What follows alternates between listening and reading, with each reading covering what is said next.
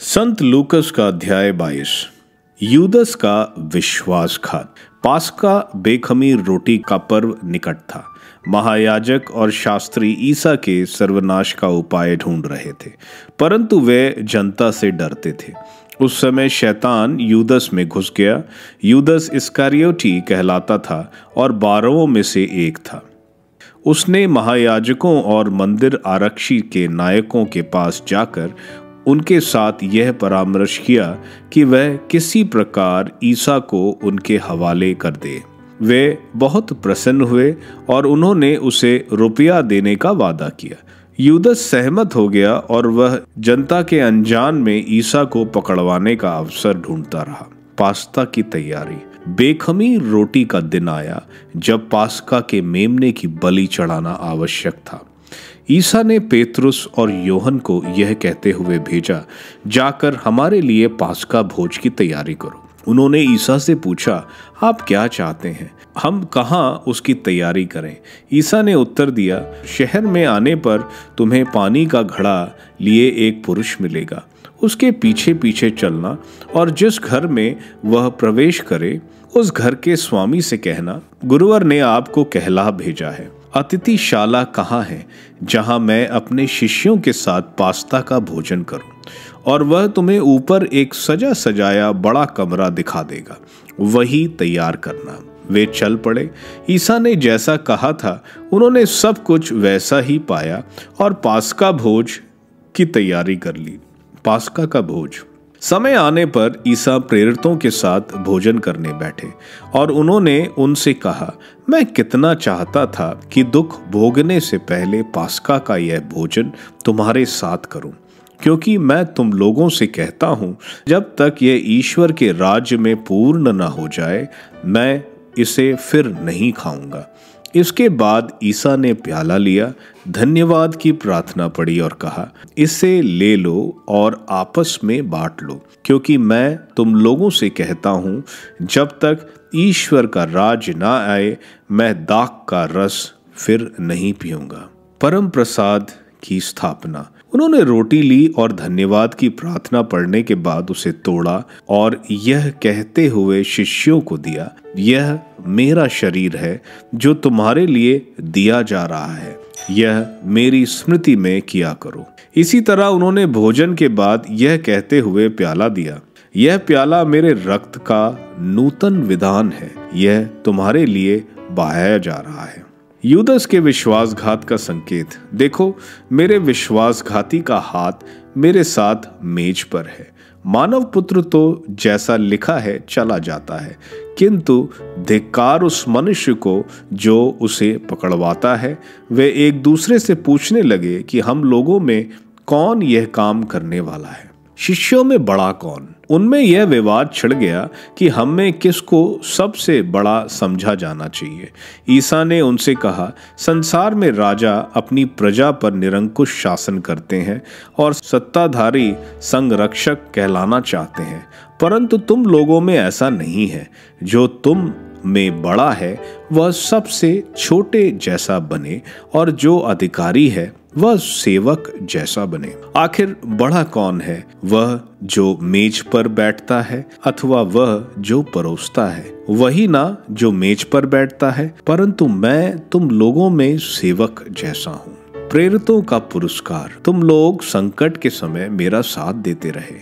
मेरे पिता ने मुझे राज्य प्रदान किया है, इसलिए मैं तुम्हें यह वरदान देता हूँ कि तुम मेरे राज्य में मेरी मेज पर खाओगे, पियोगे और सिंहासनों पर बैठकर इज़राइल के 12 वंशों का न्याय करोगे।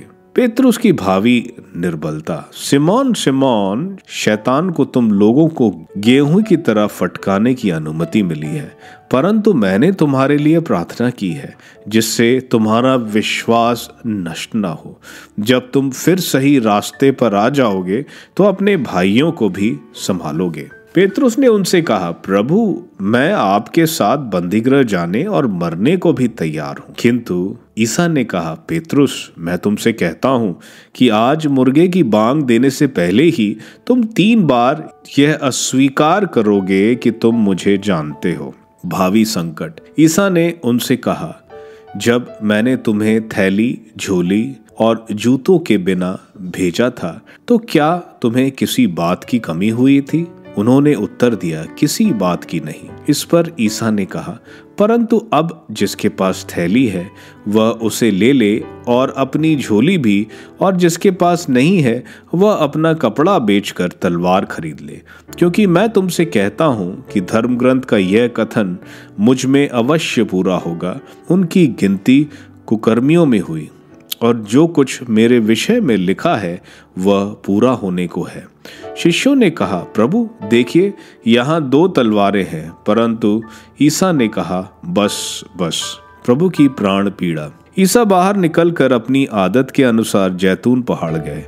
उनके शिष्य भी उनके साथ हो लिए। ईसा ने वहां पहुंचकर उनसे कहा, प्रार्थना करो जिससे तुम परीक्षा में ना पड़ो। तब वे पत्थर फेंकने की दूरी तक उनसे अलग हो गए और घुटने टेक कर उन्होंने यह कहते हुए प्रार्थना की, पिता, यदि तू ऐसा चाहे तो यह प्याला मुझसे हटा ले, फिर भी मेरी नहीं बल्कि तेरी ही इच्छा पूरी हो। तब उन्हें स्वर्ग का एक दूत दिखाई पड़ा जिसने उनको ढारस बंधाया। वह प्राण पीड़ा में पड़ने के कारण और भी एकाग्र होकर प्रार्थना करते रहे, और उनका पसीना रक्त की बूंदों की तरह धरती पर टपकता रहा। वह प्रार्थना से उठकर अपने शिष्यों के पास आए, और ये देखकर वे उदासी के कारण सो गए हैं, उन्होंने उनसे कहा, तुम लोग क्यों सो रहे हो? उठो और प्रार्थना करो जिससे तुम परीक्षा में ना पड़ो। ईसा की गिरफ्तारी। ईसा ये कह ही रहे थे कि एक दल आ पहुंचा। यूदस बाहरों में से एक उस दल का अगुवा था। उसने ईसा के पास आकर उनका चुंबन किया। ईसा ने उससे कहा, यूदस, क्या तुम चुंबन देकर मानव पुत्र के साथ विश्वासघात कर रहे हो? ईसा के साथियों ने यह देखकर कि क्या होने वाला है उनसे कहा, प्रभु, क्या हम तलवार चलाएं? और उनमें एक ने प्रधान याजक के नौकर पर प्रहार किया और उसका दाहिना कान उड़ा दिया। किंतु ईसा ने कहा, रहने दो, बहुत हुआ, और उसके कान छूकर उन्होंने उसे अच्छा कर दिया। जो महायाजक, मंदिर आरसी के नायक और नेता ईसा को पकड़ने आए थे, उनसे उन्होंने कहा, क्या तुम मुझको डाकू समझकर तलवारें और लाठियां लेकर निकले हो? मैं प्रतिदिन मंदिर में तुम्हारे साथ रहा और तुमने मुझ पर हाथ नहीं डाला, परंतु यह समय तुम्हारा है, अब अंधकार का बोलबाला है। पेतरुस का अस्वीकारकरण। तब उन्होंने ईसा को गिरफ्तार कर लिया और उन्हें ले जाकर प्रधान याजक के यहाँ पहुंचा दिया। पेतरुस कुछ दूरी पर उनके पीछे पीछे चला। लोग प्रांगण के बीच में आग जलाकर उसके चारों ओर बैठ रहे थे। पेतरुस भी उनके साथ बैठ गया।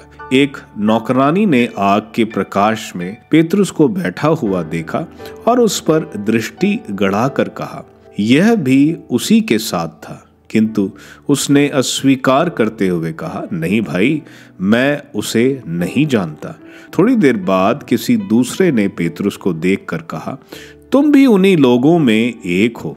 पेतरुस ने उत्तर दिया, नहीं भाई, मैं नहीं हूं। करीब घंटे भर बाद किसी दूसरे ने दृढ़तापूर्वक कहा, निश्चय ही यह उसी के साथ था, यह भी तो गलीली है। पेतरुस ने कहा, अरे भाई, मैं नहीं समझता कि तुम क्या कह रहे हो।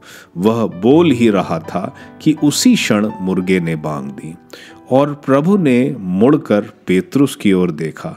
तब पेतरुस को याद आया कि प्रभु ने उससे कहा था कि आज मुर्गे के बांग देने से पहले ही तुम मुझे 3 बार अस्वीकार करोगे। और वह बाहर निकलकर फूट फूट कर रोया। अत्याचार। ईसा पर पहरा देने वाले प्यादे उनका उपहास और उन पर अत्याचार करते थे। वे उनकी आंखों पर पट्टी बांधकर उनसे पूछते थे, यदि तू नबी है तो हमें बता, तुझे किसने मारा?